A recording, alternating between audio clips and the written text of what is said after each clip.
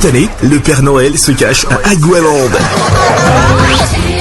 Oui, cette année, effectivement, je suis à Agualand. Faites vivre à vos enfants un Noël incroyable. Ce 25 décembre 2024, à partir de 14h, préparez-vous pour une journée remplie d'activités intéressantes. La visite du zoo, des jeux, de la magie, des contes, de la danse, des chants, des goûters, des artistes invités et la spéciale descente du Père Noël dans sa calèche. Inscription, participants simples, 12 000 francs CFA. Participants actifs, 15 000 francs CFA. Et pour les parents, 15 000 francs CFA. Inscrivez-vous dès maintenant en appelant le 01 51 33 99 99 ou au 01 51 34 99 99. Mon incroyable Noël édition 2024, c'est le cadeau parfait pour rendre vos enfants heureux.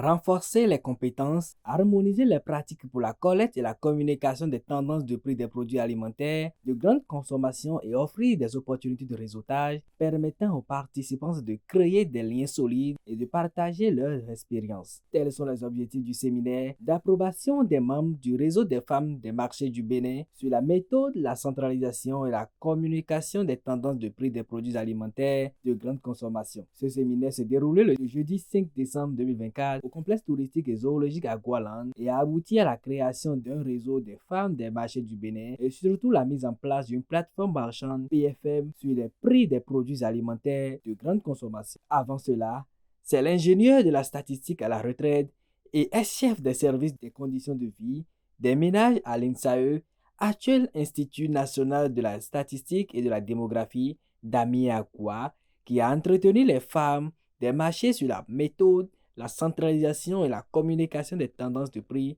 des produits alimentaires de grande consommation. Ce qu'on peut retenir en faisant la collecte des prix, il faut éviter de confondre prix de gros et prix de détail. Parce que là, ce n'est pas la même correspondance pour les prix. Deux, il faut éviter que les grossistes se mêlent des détaillants, c'est-à-dire que prendre de marché détaillants, parce qu'eux, ils ne trouvent pas à vendre, ce n'est pas une bonne chose. Troisième point, c'est que les prix qui sont observés, souvent sont spéculés. Il y a une spéculation sur les produits.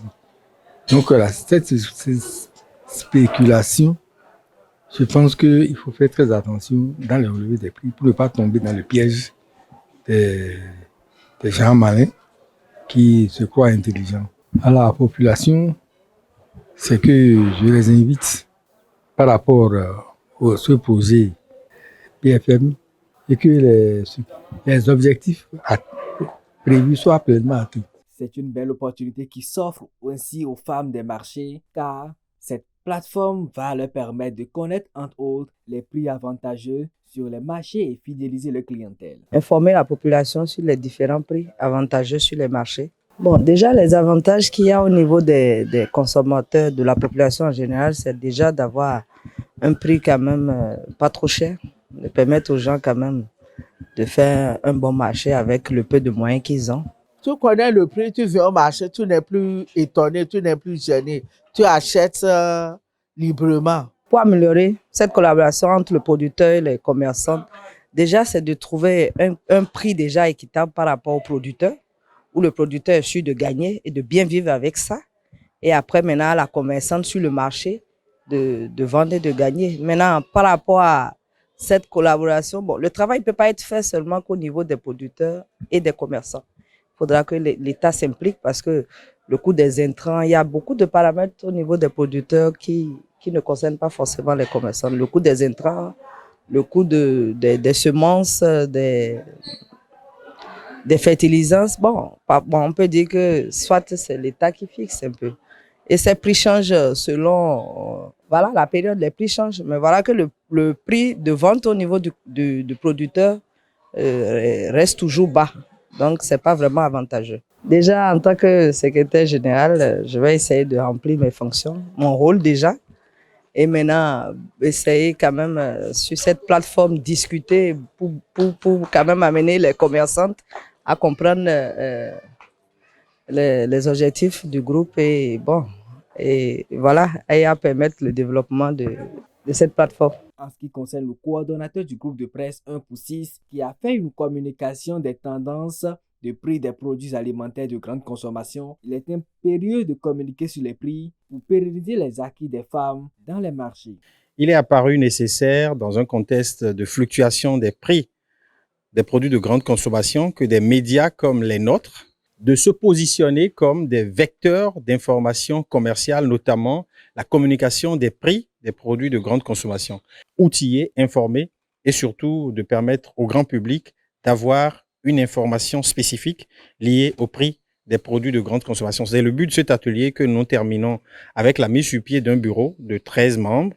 Et en même temps, elles vont rester autonomes au niveau de leur marché parce que quand on communique les meilleurs prix, les gens iront directement vers elles puisque nous allons communiquer les prix avec leur référentiel identitaire. La question donc de la variabilité des prix des produits de grande consommation a toujours préoccupé les médias. Il y a l'INSAD qui publie des informations relatives aux prix sur une certaine variabilité, donc sur une certaine fluctuation, mais nous publions les prix bruts à partir des actrices que sont ces femmes des marchés. Il faut noter qu'à la fin de ce séminaire organisé par le groupe de presse 1 pour 6 et financé par le complexe touristique Agualand, un bureau de 13 membres, composé des femmes des marchés du nord au sud, a été mis sur pied afin de centraliser les prix des marchés à chaque variation et d'œuvrer au bon fonctionnement du réseau créé et la plateforme marchande.